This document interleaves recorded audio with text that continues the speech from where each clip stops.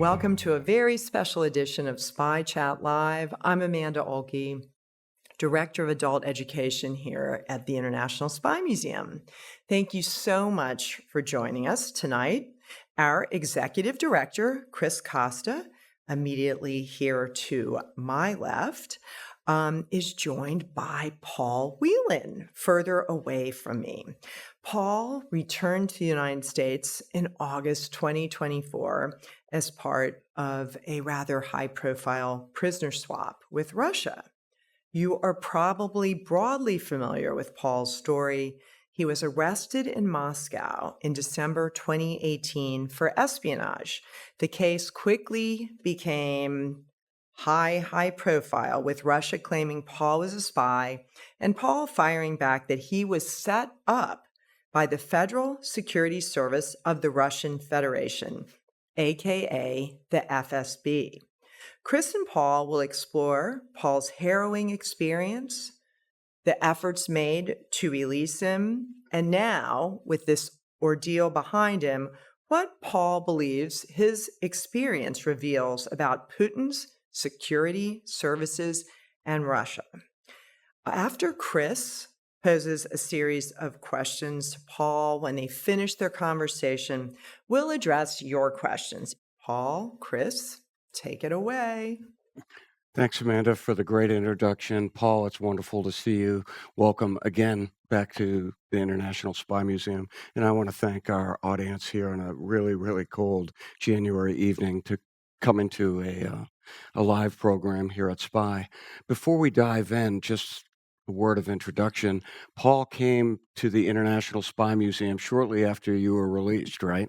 Yeah. And Spy Chat, of course, I'll share this with the audience if you aren't familiar with our program. We normally have somebody that has a lot of experience in national security, although Paul was a former Marine. He wasn't a former intelligence officer. He didn't run around the world speaking about national security issues. Quite the contrary. Why is Paul here tonight? Well, because he was not a spy, and I spent several years advocating for your release and telling people you weren't a spy, but you were accused of being a spy by the FSB, by the Russian state. And it's a fascinating story, but it's also classic Russian intelligence operations going back to the Soviet days. So we'll allude to some of that. The precursor to the successors of the KGB, of course, were the FSB, and we'll talk a little bit about the FSB tonight. But you were certainly not a spy, but you were accused of being a general from the Defense Intelligence Agency. And I know there's one general from DIA, retired, that's listening to our program tonight. So he'll chuckle when he hears that. So you were accused of espionage. You spent 5 years, 7 months, and 5 days, right? I heard you provide that clarification when someone said 5 years, and you corrected them very quickly. Every day counts when you're a hostage. That's right. No, that's exactly right. So I appreciate that point. So I want to dive in on one question. And again, thank you for being here this evening. But let's take you back to August before we hear your story. And I remember we all watched you walk down the stairs at Andrews Joint Air Force Base, and there was the Vice President and the President of the United States. What were your impressions? What were you feeling? Could you share that with the audience this evening? It was surreal for me. I didn't know the President and Vice President would be there. I knew that we were going to Texas eventually to the post-isolation support activity at Brooke Army and the Joint San Antonio Medical Center.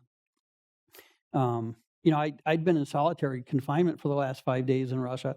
I hadn't showered in 2 weeks. The clothes I had on were clothes that I took to Russia with me. They hadn't been laundered in, 5 years, 7 months, and 5 days. I hadn't shaved, obviously. And on the plane, they were kind of like nonchalantly, "Oh yeah, president's going to be there when you get off the plane." I was like, "What?" It was a CIA plane, and there were some Marines on board, and they came up with razor and blades and all kinds of stuff for me so I could clean up. But the plane pulled up, and I'm still thinking, okay, the president, the vice president, what's the protocol? What do I say? What don't I say? I've just been locked up for 5.5 years speaking very crude Russian in a Russian prison. And then I look out the window and there's all this media.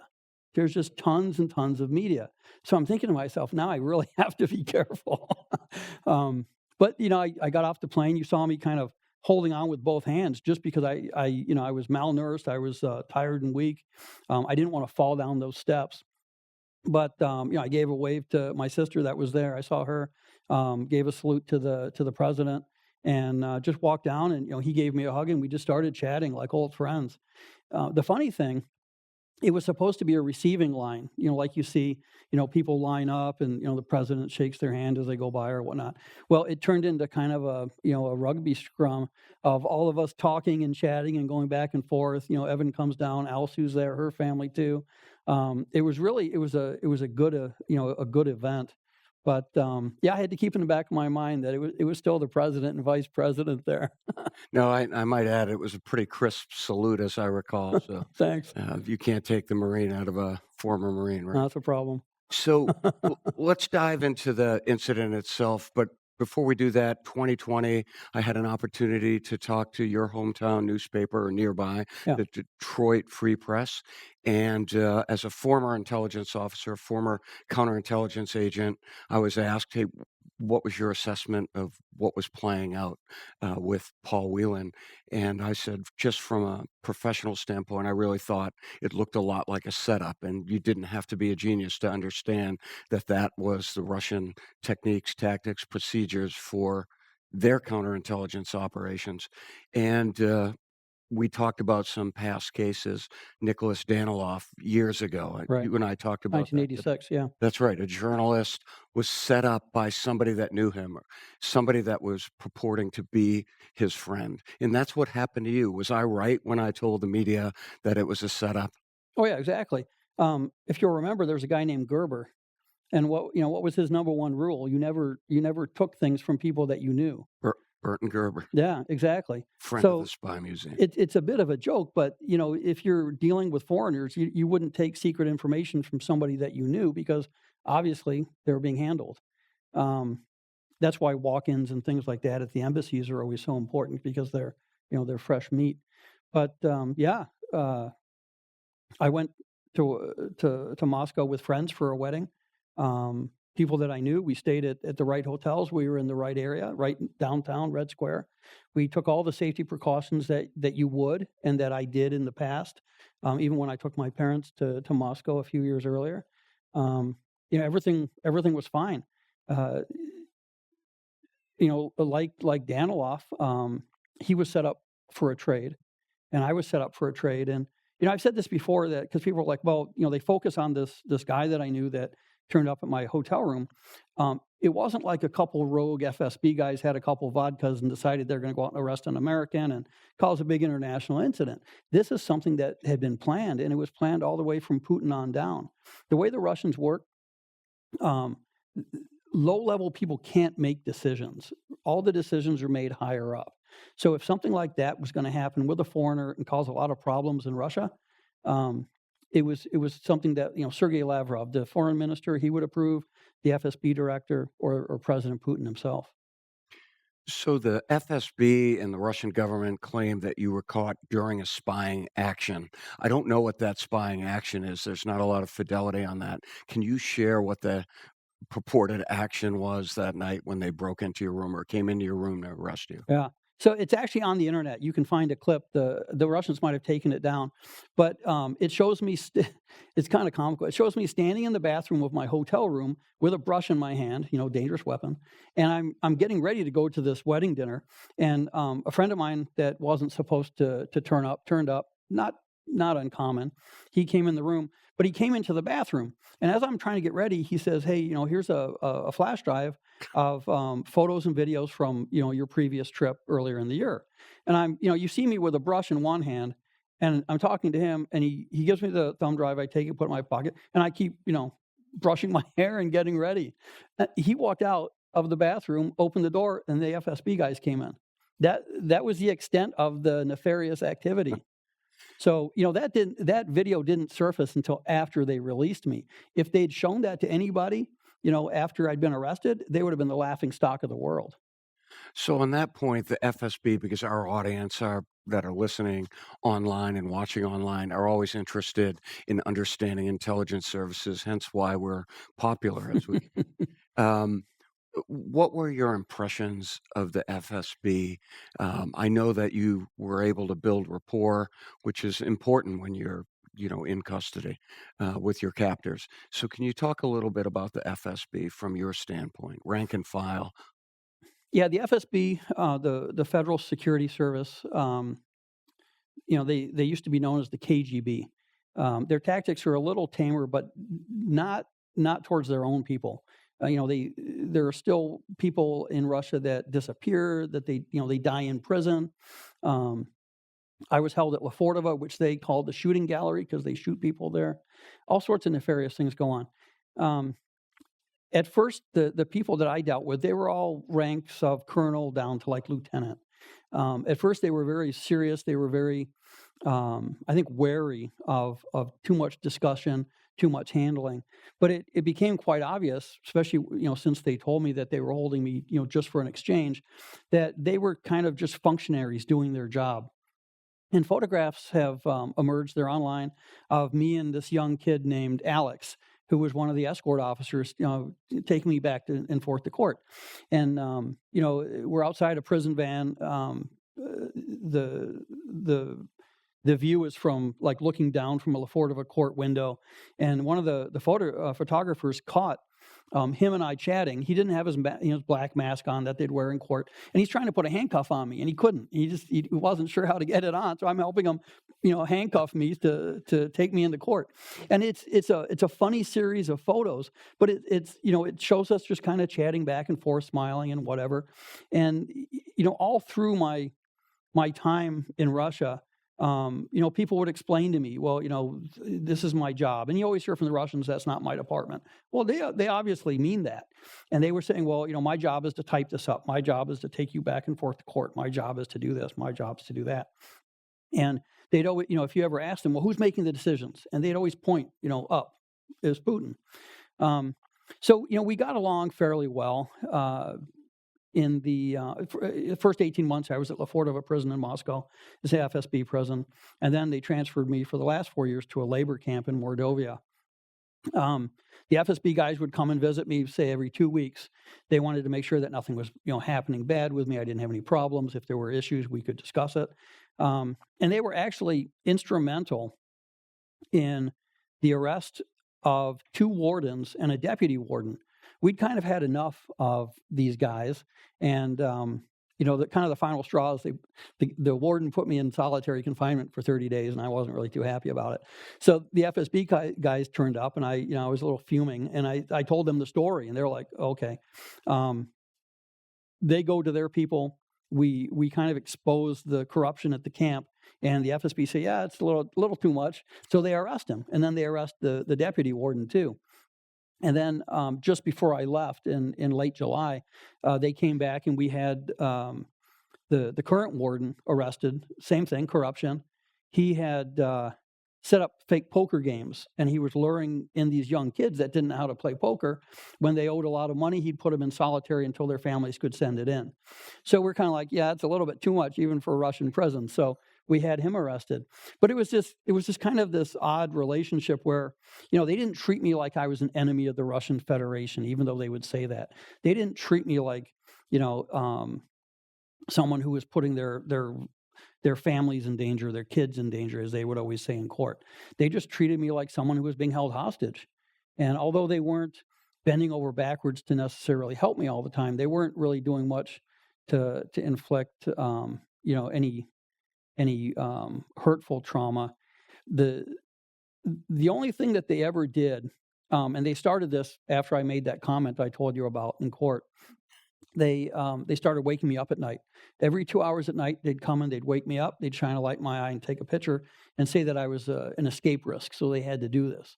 So at La Fortava, they would just keep the light on all night in the cell. You couldn't cover your face. Then at the labor camp for 4 years, they would wake me up every 2 hours at night.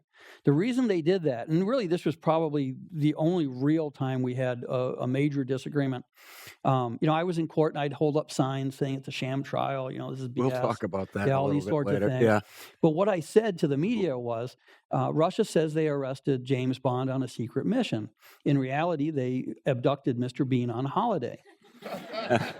Well, they didn't understand what that meant. Mr. Bean on Holiday is a funny movie, little boy named Max from Russia, right? Well, once they figured out what it meant, they were really, really steamed. And that's what started this sleep deprivation thing. And, I figured out after a while that they couldn't do anything to me physically because they'd get caught and it would look bad. But the sleep deprivation, they could kind of make it a policy because I was an escape risk. I was a brigadier general and a dangerous person. And they could get away with that. And, the ambassadors from my 4 countries tried to stop that. But, the decision came from Moscow and I had to put up with it. I really appreciate the spirit of Paul while you were in captivity. We talked a little bit about that.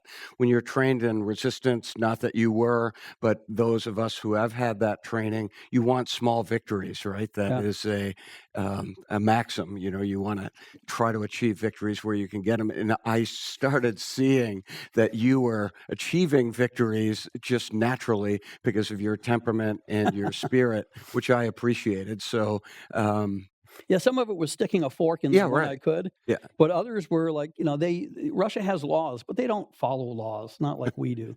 And so I would say, look, there's a law. It says here, black and white, you've got to do this. And if they didn't, I'd make it an issue. And sometimes they would just give in. And they'd be like, okay, whatever, we'll do as you say. And I'm like, well, it's here. I'm not saying it. Your law says.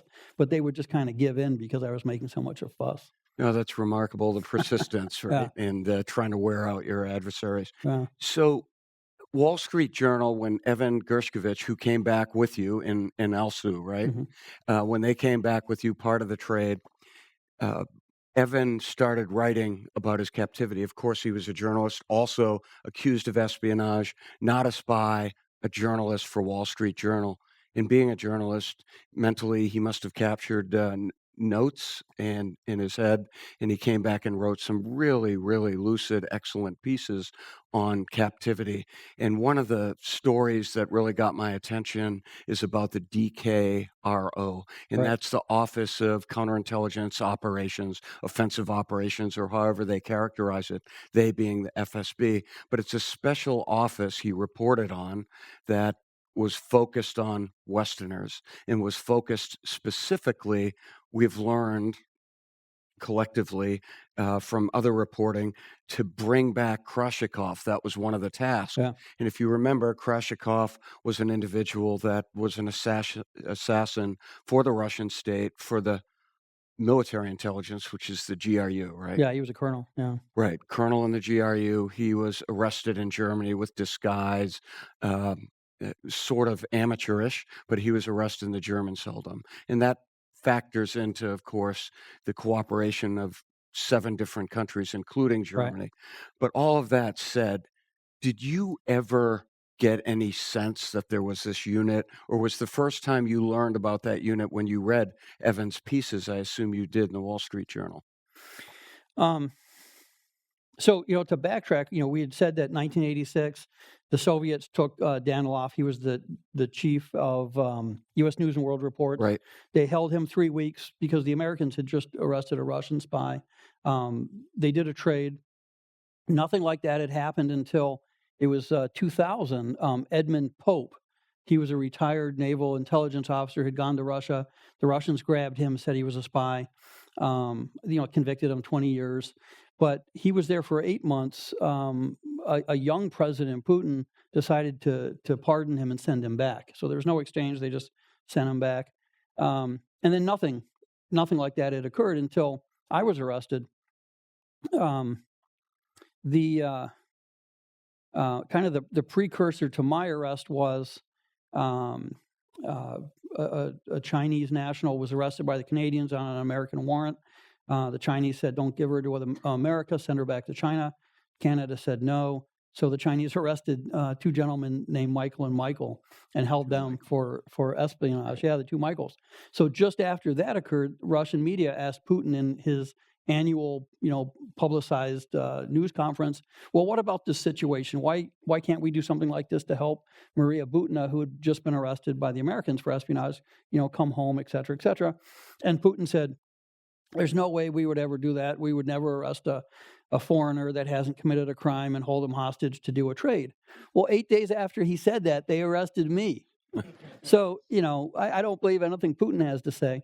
But it turned out that, as I've kind of said before, it wasn't just, two drunk FSB guys that, walked into the Metropole and banged on my door and arrested me for espionage.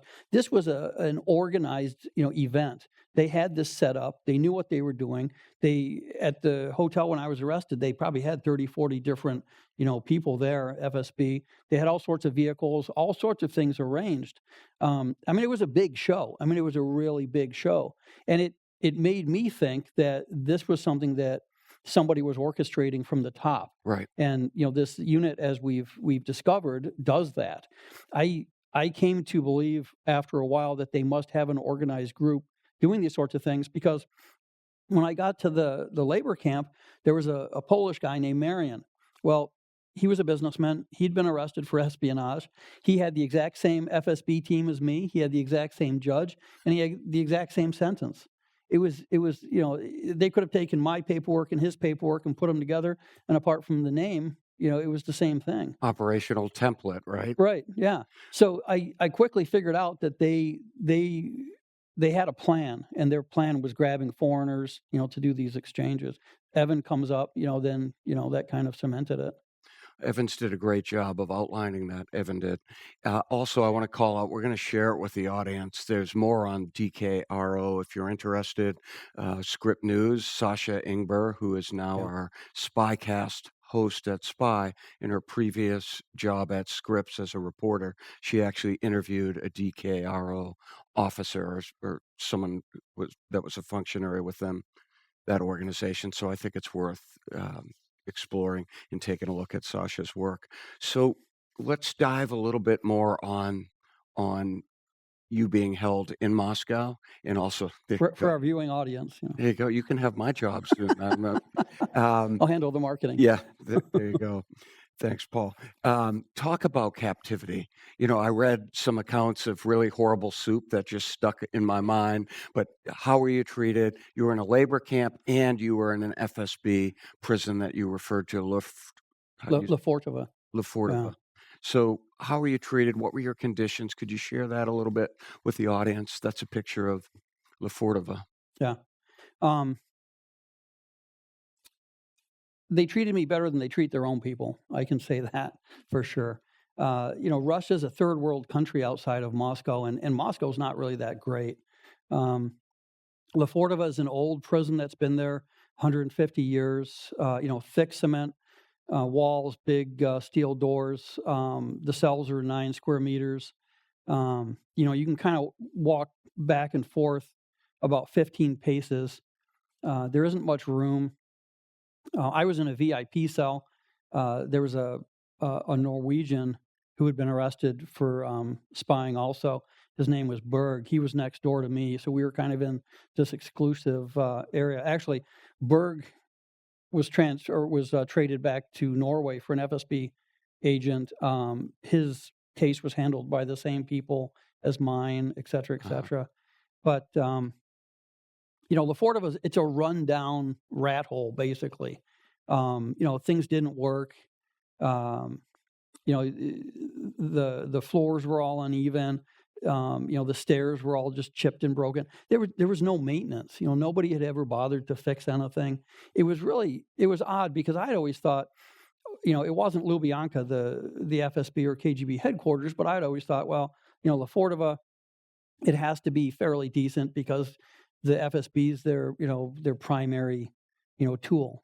The Russian Foreign Ministry has no power. The FSB does all that sort of thing. So it was a bit of a shock. The labor camp, this was a 1930s gulag. In the 40s, it held German prisoners of war.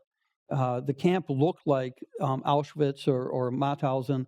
It had that same look because the Germans had been brought in as prisoners and then had to build these camps to the extent that they are now.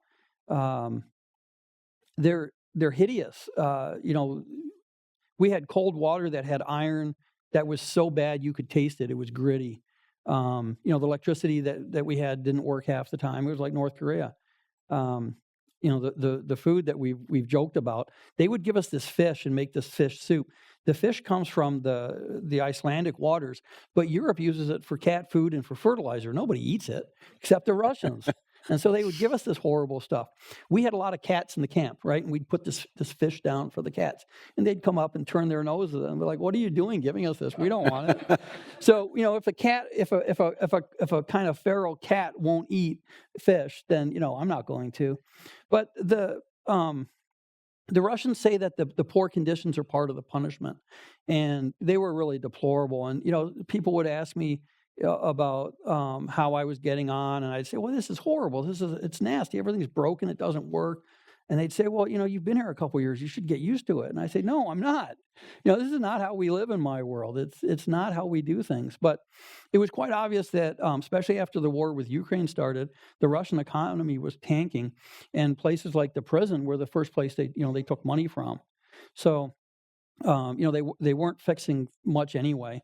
But even when, like, the local general or some politician or somebody came, the dog and pony show was still obvious, but they weren't trying to fix things up. It wasn't like you put your hand on a rail and Right. there was wet paint or whatever. They weren't even bothering because they didn't have any money. We were made to work in a factory. All the Russian prisons are labor camps, and so we had to work. It was pretty bad, really, really horrible conditions. One of the problems we had, we made winter coats and winter trousers for, like, the railway workers, postal workers, people like that. We transitioned into military uniforms and whatnot. But the insulation that was used, we had to cut with, everything was done by hand. And it left, like, these fibers, kind of like asbestos. And so, we would breathe this stuff in. We'd have it all over, even with masks. You couldn't avoid it. And it's called centopon. And so, we'd all have the centopon cough. And we were constantly coughing all the time. I've kind of gotten over that now. But, one of the funny things, and, we were talking about how to get back at the people holding you. I had 2 machines in the factory, and we were doing these trousers and these coats. I was responsible for buttonholes and buttons, and we did like 150 of these sets every day. Well, even though I was there 4 years working the same machines, the same job, I could never get the buttons and the buttonholes to line up properly. So if you watch TV and you see any, like, Russian utility workers or government officials, and they've got cattywampus, Yeah, right. Cattywampus clothing, it's probably my work. And that's a small victory by That's a definition. small victory. Oh, that's awesome. Yeah. So when you weren't having a victory, I'm trying to segue into the question about Trevor Reed being released. He was sick, of course. Yeah. Governor Richardson, the late Governor Richardson, who was adept at doing negotiations for hostages, people held in North Korea, here in Russia. Trevor gets released, and then not too long thereafter, Brittany Griner is also traded famously for Victor Bout, who is the merchant of death, Yeah. an arms dealer, and all of a sudden you're left behind. So how did you feel? Can you share? We can gather how you must have felt, but Yeah, I wasn't too happy. yeah, right. Like, did you feel forgotten? I mean, or did you know the U.S. government, or did you suspect behind the scenes people were working for your release? So if we back up to a few years earlier, a young student from Ohio, Otto Warmbier, had been Right. arrested in North Korea, That's right. and he was basically left there to die. Right. And Trevor was in a camp just down from me, and we had communication back and forth. And I knew he was ill. And one of our concerns, my concern, was that I would get sick and have a problem. There was no medical care in these places. I knew Trevor was ill. The same worry. Anything can happen, right? Even if the Russians didn't plan on us getting ill and something happening to us, it still could. Trevor's traded back fairly quickly after his last bout of illness, but he was still there like 3.5 years. He wasn't traded quickly. That occurred for the Russian pilot Yurchenko. He had been flying cargo planes of cocaine around. The trade with Greiner was for Victor Boot, the Merchant of Death. So we have to remember that the Germans had Krasikov. And as soon as Krasikov was arrested in 2019, the Russians said, well, Paul's a general. He's this dangerous spy. And the Germans have one of our colonels who Putin's admitted they sent to Germany to kill a Chechen rebel leader. They said, well, we'll do that trade. And our side said, well, we can't do that trade because we don't have the guy. And Russia said, well, NATO's an American organization. Germany's part of NATO. Just tell them to pony up. Well, that's what ended up happening. But at the time, the Germans didn't want to give him up, and we didn't have any leverage. Well, when Victor Boot was sent back, that ended any negotiating position that the United States had, because they were saying publicly, well, we can't get the guy from Germany because the Germans have him, they won't give him up. We have nobody else that the Russians want.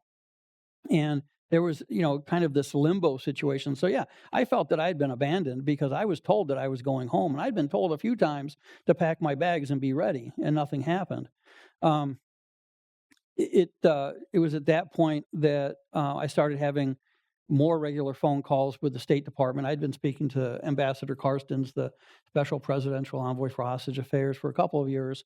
We had burner phones. I mean, it's Russia. Everything's corrupt. If you want a burner phone, you pay the guards with cigarettes, you get a burner phone.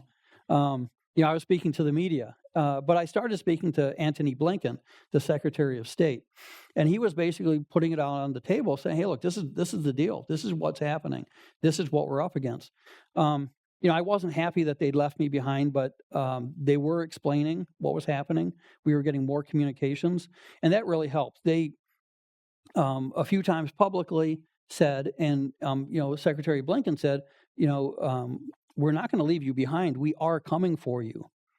And I said, okay, well, just, if you could hurry it up, it would be nice. Yeah. But I took some solace in the fact that, the Secretary of State for the United States was telling me point blank, they are coming for me. And if you're in the military, that means something. We say that to POWs right. when we're going after them. So I knew that I just had to kind of, settle in and fall back and regroup, as we say. But it wasn't easy, and it wasn't fun. No, and unbeknownst to you, behind the scenes, and we'll talk a little bit about that enterprise, but Ambassador Roger Carstens and many other that will go unnamed in the U.S. government were working on a hostage deal to include Director of CIA Burns, who just left CIA. Right. Of course, Burns also, as a director, was doing negotiations in Doha and with Egypt and the Qataris.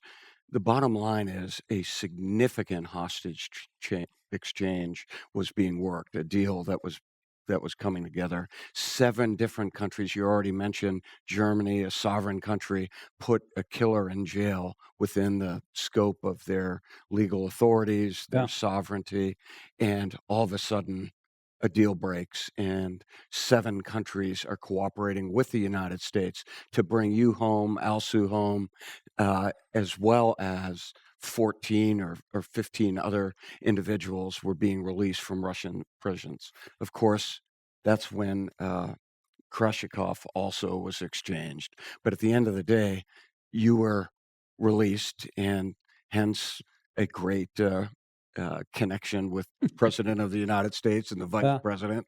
So, just so we don't forget, Alsu Kurmasheva, she works for the Voice of America in Prague. She's American Russian. She'd gone to see her family in Russia, and the FSB grabbed her, basically because she was a journalist and she was an American. She was on the plane coming home with Evan and I.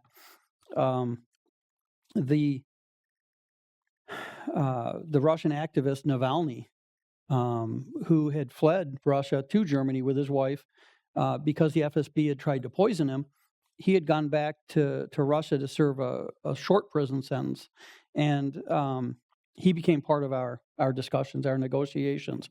The Germans wanted him back. As soon as the Russians agreed, okay, yeah, we'll send Navalny back as part of this deal, they killed him. He was in prison. He was in a secure unit. He was like 47 years old. He was young. And all of a sudden he just drops dead. And Russia's like, well, he died. Okay, whatever. He's not part of the deal. That's the way they behave. That's the way they do things. They grab random people. They'll kill anybody that they don't want to give away or give back. Anyone who's a threat to them. And these are the things that were going through my mind as I'm hearing. I knew Navalny was in prison. I knew that there could be a trade with him, and then all of a sudden he's killed in prison. I'm thinking, wow, what does that do for me? What if the Russians want to break a bone, or they want to poison me to put pressure on the United States to try to work a deal? It got a little bit scary at times, and It's got to weigh you down. yeah, it does. I mean, psychologically, you're thinking about everything. It's like, somebody offers you a cup of tea, and it's like, well, is that polonium in it? Someone's giving you food, and it's like, no, thanks. I'm not going to eat that. You had to be very careful about everything that was happening, and anybody who tried to befriend you or be nice, you had to, kind of push them away and think, thanks, but no thanks. And at that point, all the Russians, apart from a few, had gone off to the war in Ukraine. So my camp was mainly Tajik, Uzbek, Kyrgyz, some Kazakhs, Turkmen, a few Cubans, and some Africans. And incidentally, my Russian's really bad right now because we didn't speak Russian in the prison. We spoke Tajik. That was the language of the camp. So I actually speak, passable Tajik right now. But, the Russian guards didn't know what we were saying, and none of the Russians that were still in the camp that were snitches could report on us because they didn't understand. But yeah, it was a scary situation, and I'm glad the U.S. government, especially Antony Blinken and Roger Carstens, were as dedicated to their roles as they were, because they're the ones that made sure that things were happening. They held it together. I did meet the president, I did meet the vice president, but I know that underneath kind of that level of leadership, there was Blinken, there was Carstens, there were all these other unnamed people that I've run into, like Bill Burns. Right. And then their staffs that I'll never know their names because they don't want me to, and people like that. But those are the people that got me home, and there's a lot of them. I mean, you'd be surprised at how many people it took to get Evan, Alsu, and I out of Russia. Well, I think we also spoke about this, the hostage fusion cell at the FBI, Right. housed at the FBI, the office of the SPIHA, the Special Presidential Envoy for Hostage Affairs. We talked about that office, but also the White House has a significant role, Yeah. hostage response group. When did it all come together? When did you realize the scope of the operation, the 7 countries, all the other actors, the things, the synchronized aircraft? When did that hit you? When were you informed that all of this played out? Was it on the flight with individuals that I know? We talked about that picture, right? Yeah. We, again, won't acknowledge them, and there's some people here that have worked on hostages, again, quietly behind the scenes. When did it all come together for you? Well, I knew there were a lot of people involved from what I was being told by the secretary and the ambassador. I'm also a citizen of Canada, England, and Ireland, and the ambassadors from those countries were coming to visit me, even in Mordovia. So I had a lot of information coming in, and I could kind of parse together who was involved and who was doing what. And we would have these innocuous conversations in this horrible, really, really horrible visitation room, between class. But the visitors would tell me things, and they'd say, oh yeah, so-and-so from this place or that place or whatever said hi. And as I'm listening, I'm hearing names and I'm hearing places that the Russians wouldn't be able to figure out what we were talking about. But I knew exactly what they were saying, and I knew who they were talking about. And it started to come together that there was this huge team. I was told about the negotiations with different countries and what people were trying to do, and it was a big deal, especially when Evan was taken and then Alsu.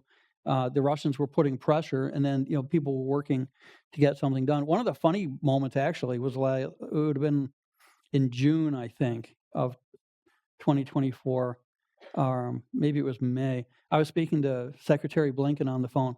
And let me throw in, too, that when I would call the United States, I wasn't calling directly. I was calling the U.S. Embassy in Moscow, and the RSO there, part of DSS, and the Marines that staff the embassy were transferring the phone calls. And a few of the media people that I spoke to alluded to this, that calls were being transferred. But those guys, I would call, and they would transfer my calls. And so we had this communication network set up. It was really kind of cool. But I figured out that all these people were involved, and then speaking with the secretary, he's kind of telling me, hey, things are in the works. It would be great if the next time we spoke, it was in person. And I didn't really put that together until later. And after the fact, we've been joking about that, he and I. But one day, these two FSB guys, they were usually like lieutenants, young captains and whatnot. They would come to check on me, make sure I didn't have any problems, or if there are any issues, try to sort them out. So I wasn't calling my ambassadors, who would then call this, the Russian foreign ministry, and cause a lot of problems, right? Because Russians don't like problems, and they'd always say things like, "Don't make trouble for the administration." And I'm like, well, that's what I'm here for until I go home. So yeah, I would never fit into Russian society very well. But these two guys turn up. They've got a piece of like white paper and a pen, and they're like, "Hey, we need you to write a pardon request for President Putin." And I'm kind of like, "Yeah, okay, whatever." Obviously my Russian wasn't good, so I'd have to have somebody help me do something like that, a formal document. But in the back of my mind, I'd remembered that Ambassador Carstens had said that Trevor had been asked to do the same thing, and then Brittany had been asked to. So I'm thinking, okay, something's up. These two guys were insistent that Moscow, they always said Moscow, to make things, seem important, wanted this document. So I'm like, okay, this is cool. And I said, well, there's no way I can write it in Russian unless you guys help me. And they're like, no, don't worry, just write it in English, whatever. Say whatever you want. We just need this done. And so I quickly wrote out this, thing. My parents are ill. I want to go home. I don't like being here, all this kind of thing. I'm not a spy. I signed it and gave it to them, and they quickly ran off. And I called home. Spoke with my parents, spoke with Ambassador Carstens and some other people in the State Department, and they were very optimistic, let me say. And there were times when I spoke to them and they weren't optimistic, and I could tell.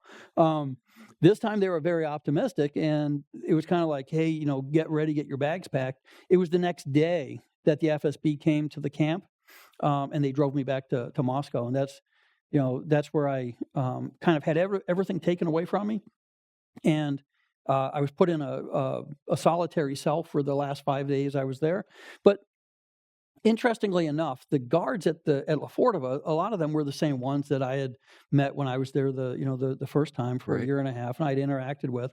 And they would do funny things like, in the U.S. military, if we do this, it means rally up. Everybody come together, right? Well, in Russia, if they do this, it means that somebody's listening. There's listening devices, right?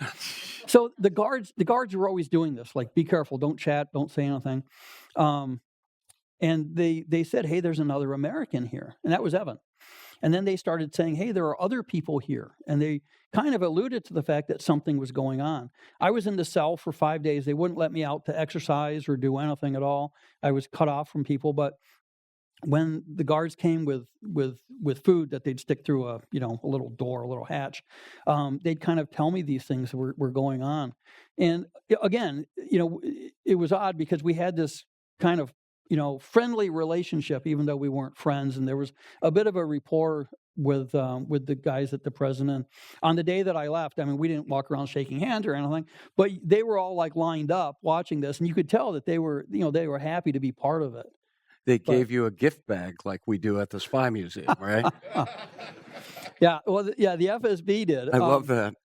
So this is a comical story. So go back to 2019. The Russian laws don't mean anything, and people in Russia are always expected to confess to things they haven't done.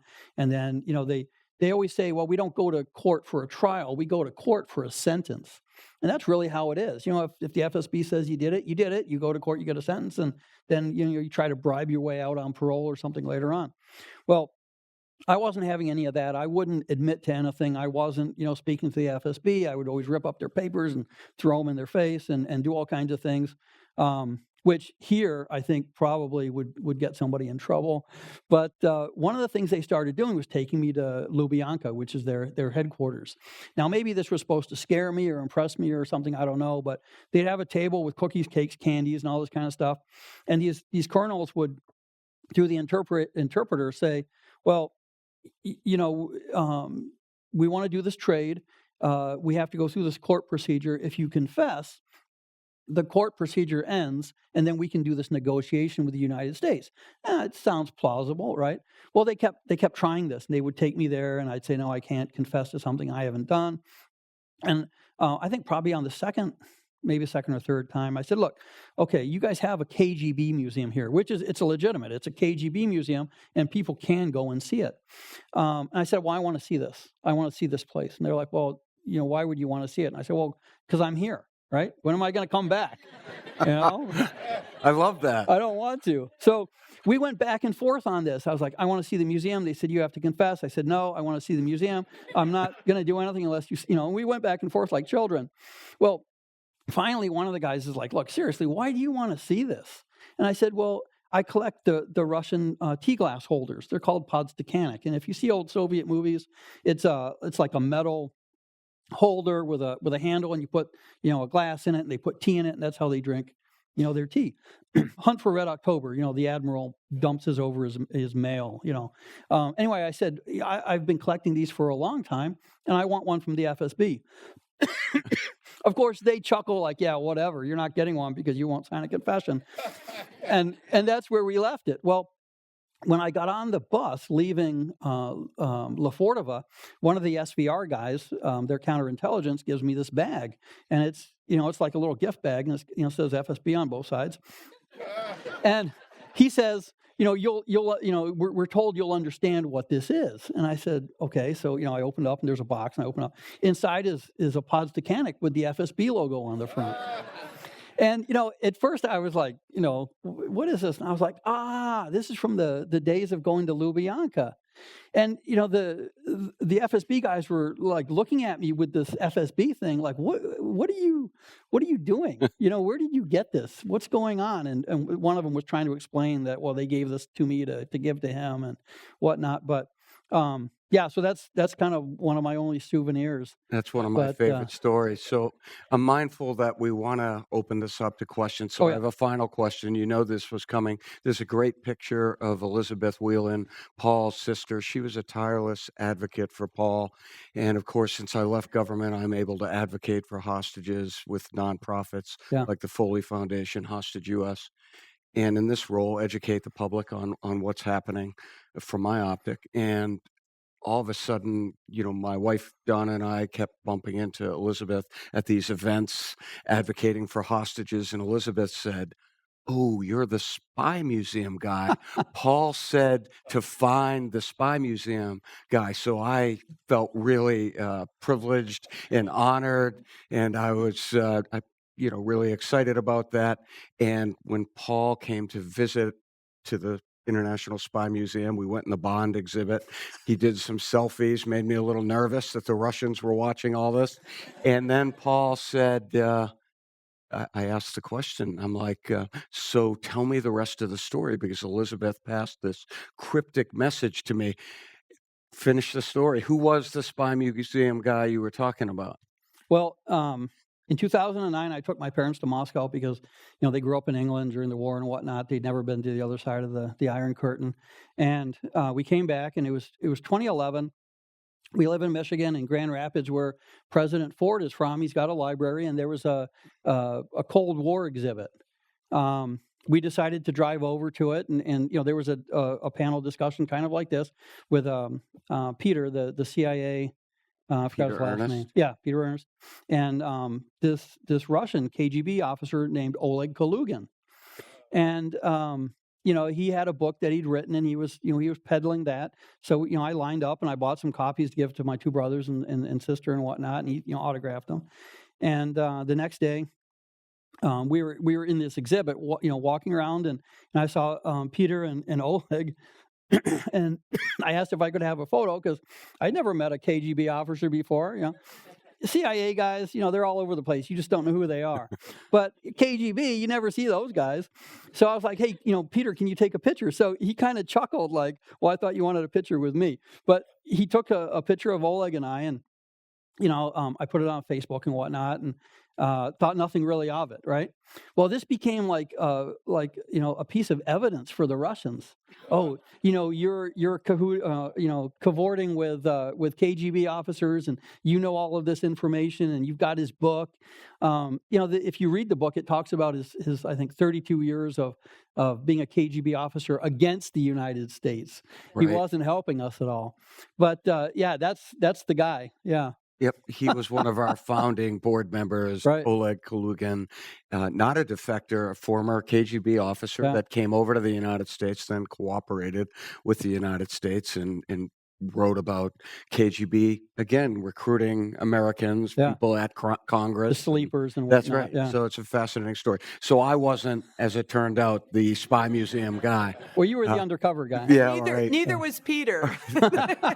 So, Amanda, do we have time for questions We from the audience? do, and I see people running to the microphone. Look at that. I'll let you go, and I have a bunch that have come in, but you go first because you ran, and I like that. It was a slow shuffle.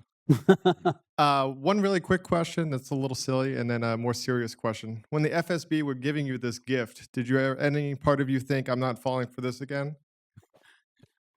And then number two... I know this guy, by the way. I know this guy. And number two, at the start of the Ukraine war, we read a lot about how Wagner would go to these prisons throughout Russia and to try to recruit soldiers for the front lines.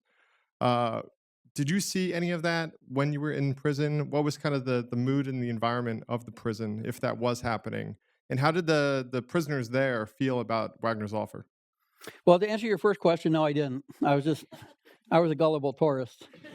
To answer your second, as soon as the war started, the Russian Defense Ministry started turning up, and they started asking people who had served in the military if they wanted to go back into the military. Some did. Then they turned up asking for the young people who hadn't done their 1 year of military service, which is required in Russia, to sign up and do 6 months instead of a year. Then they came back and said, look, if you're a Russian, you're going. And they took, they took the murderers, they took the rapists, the robbers, the pedophiles, the safecrackers. They took everybody. They didn't care, what the person had done. And throughout my time there, the Army kept coming back, and they would just basically kind of Shanghai the guys and grab them and say, you're going. At first they were offering, like this, you do 6 months, you go home, you get paid, it's, your record's expunged, et cetera, et cetera. For the foreigners that were in my camp, they would offer them Russian citizenship. And so, to some that would be advantageous if they lived. But, the guys that went to the war, they had burner phones, we had burner phones. We were hearing back from them about how bad it was. And, one of the things that I'm proud of that I did is I took that information we were getting and I passed it back to our people so they would know, the locations, the unit strength, stuff like that. But at the same time, you're thinking, wow, these guys are in an untenable situation. I mean, they don't have the right equipment. They don't have, the clothing, the ammunition, the food. I mean, it's, some of them would say, well, it's worse being in the Russian army than it is being in a Russian prison. But the Wagner group turned up until they mutinied. Then they would hand out these T-shirts, the black T-shirt with the Wagner thing. After the mutiny, where what's his name, Prigozhin? Prigozhin. Yeah, Prigozhin. He'd kind of led this mutiny against Putin. It didn't really go very far, but he had turned up in Belarus, and then on his way back to Russia in a plane, the plane crashed. So obviously Putin had him done in too. But even right before I left, the Russian military was coming back to the camp, trying to sweeten the deal for the foreigners, just trying to get anybody who wanted to go into the military to go. It's unfortunate because people I knew that had gone are dead now. Others are missing limbs. They'll all have psychological problems. But Russia's doing very badly.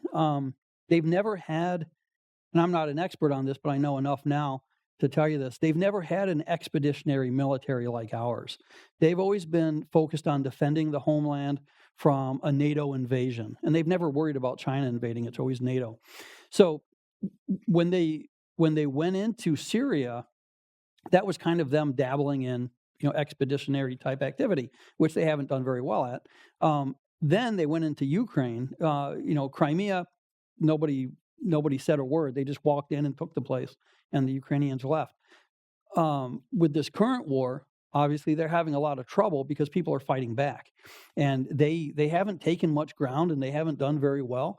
But all of these young kids, it's like a generation of kids on both sides, are ending up dead, and it's for the sake of a Victory Day parade across Red Square. It's ridiculous. But yeah, unfortunately, the military came to my camp.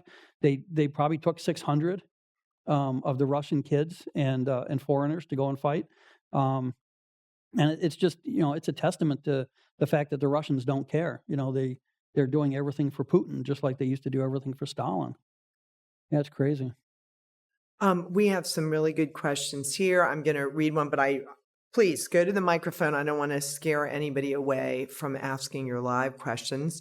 This came in really early. I thought it was very interesting.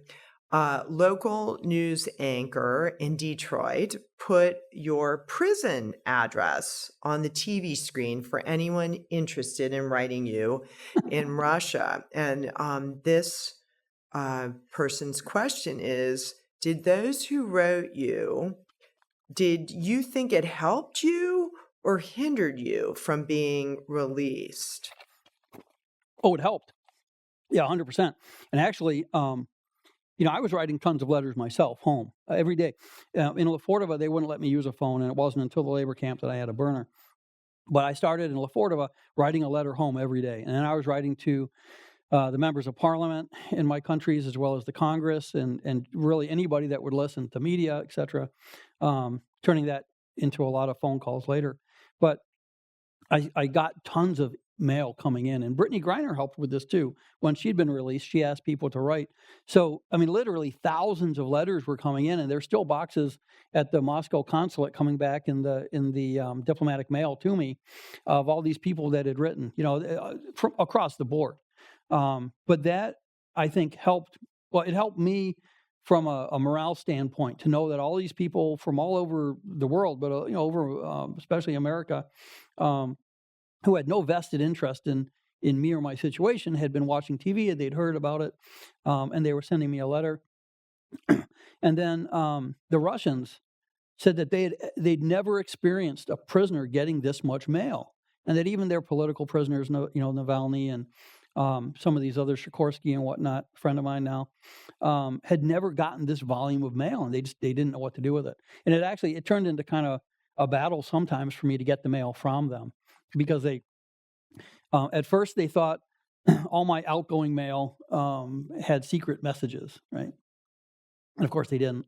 And then they thought all this incoming mail had secret messages. So they were constantly trying to censor things, and we were using just regular slang from America, Canada, England.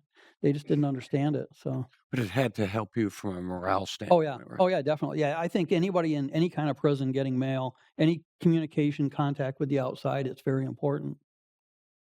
I see a gentleman making his way. Howdy. Howdy. Thank you so much for coming to speak here at this event. I worked actually with a couple different places for like hostage relief and stuff like that. Mhm. And I helped lobby for the new, I don't know what it's called, right? But it's really bad because I did it. But it was a bill that was passed for hostages, like The American hostages abroad or unjustly the held Levinson American. Act, Yeah, the Levinson Act. right? And I was wondering, like, when I was doing research for the bill and I was writing letters to like members of Congress and stuff, I noticed that like when Americans come back, they still have to pay taxes. So I was, just like things that we take for granted. I was wondering, like, has your transition back been very difficult, like legally, or was it like a seamless transition? You are right that the IRS doesn't care if you're locked up legally or illegally overseas.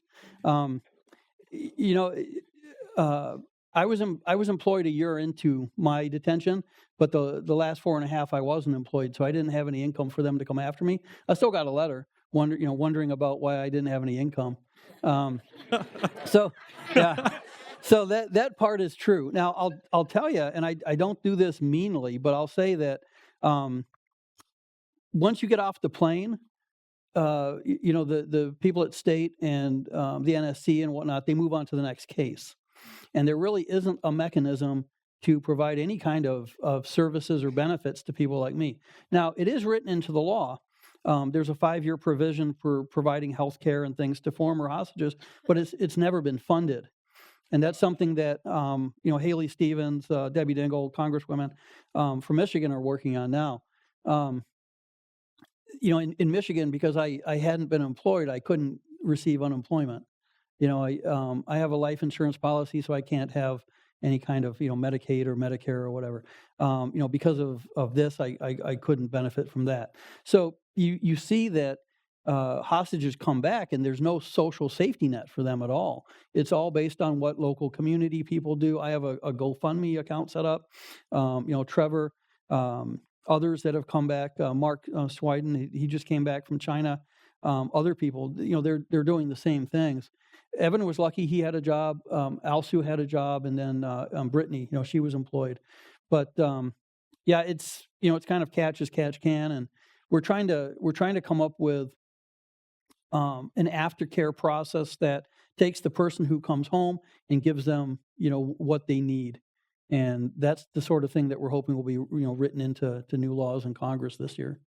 If I could interject just to amplify a little bit on the Levinson Act, it's important to note in 2014, the United States really didn't have a hostage policy or didn't handle wrongful detainees as a problem set. It was individual, done by consular affairs, one-offs by the U.S. Department of State. In 2014, we had hostages that were held by terrorists.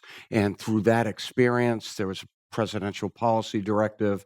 Flash forward to where we are today, the evolution of that community and the nonprofits that are trying to lobby and work on behalf of individuals that were held by terrorists and wrongfully held by states, malign states.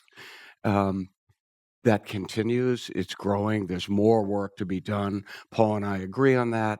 And the Levinson Act was an example of really codifying wrongfully held Americans and developing criteria so that that designation is more formalized. And that matters to the U.S. government, so that Rogers' office, not Rogers now, there's a new SPIHA, and there'll be continuity because this community has come together since 2014 to work coherently on these problems. So we have a long way to go. And of course, I should acknowledge that Bob Levinson was held by Iran, a former FBI agent, and died in captivity. And Iran never acknowledged it. A malign state that kidnaps people and holds them.